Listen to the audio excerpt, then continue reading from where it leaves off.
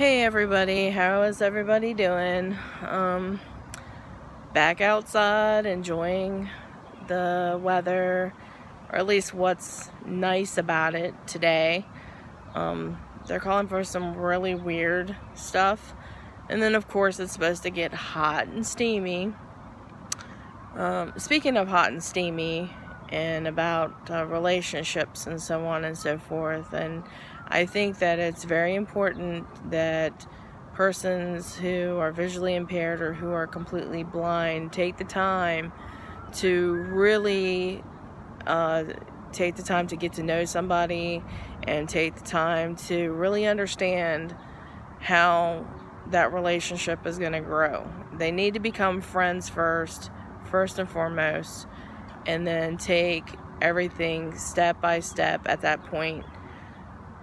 I have to laugh and giggle at men and women who are, in our position, who are disabled, who have a disability of some sort, and they rush into these relationships, and then they really don't know the person. I mean, technically speaking, it takes at least a good 6 months to really get to know somebody.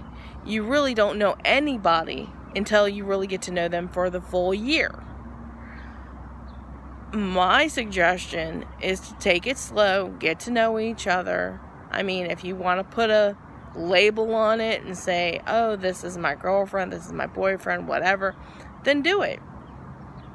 But the reality is that is a fake label, and especially if you're having an internet relationship, that's even worse, because you're not touching the person, you're not in person, you don't know exactly what their intention is, you don't know a lot about that person because you're not spending actual physical time with that person, getting to know them.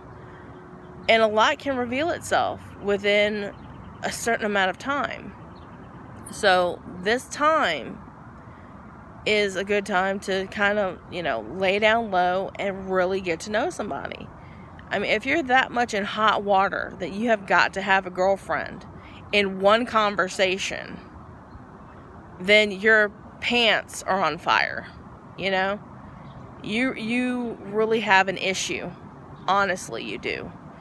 And of course, if you're on borrowed time, I can understand why you would be in a hurry. But, the whole thing about a relationship is to get to know each other, know each other's likes and dislikes, and just figure it out slowly but surely. But if it's a long distance relationship and you're not physically getting to know each other physically, there's a lot that can reveal itself in that aspect too. So don't be in such hot water that you take things too fast. Take things nice and slow. Do not rush into anything. Do not come to conclusions really fast. The last thing anybody needs is to be in an abusive relationship, to be in a relationship where you're controlled and stuff like that. And I'll go into other relationships and other worries that I have later on. But this is the big thing, and I want everybody to be careful. That's the main thing. And if you've got somebody who you trust, who can help you figure things out, you have that other person to back you up, that's great. Talk to them and figure it out.